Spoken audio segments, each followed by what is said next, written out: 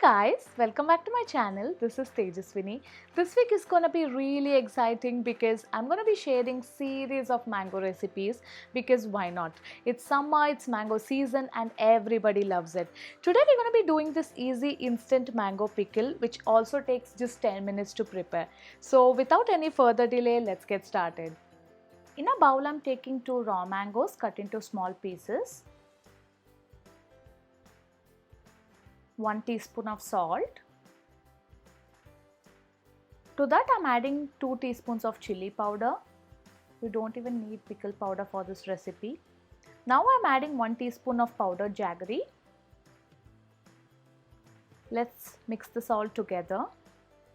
This pickle is so easy and so tasty, I can't even explain. It's salty, it's spicy with a hint of sweetness. Oh my god. And also you can store this in fridge for 3 to 4 days. Look at that. And this recipe is very dear to my heart because this is my grandfather's recipe. I'm sure he's gonna be very proud. Okay, now let this rest for 10 minutes. Meanwhile, for tempering, I'm adding 2 to 3 teaspoons of oil. 1 teaspoon of mustard, half a teaspoon of hing, asafoetida.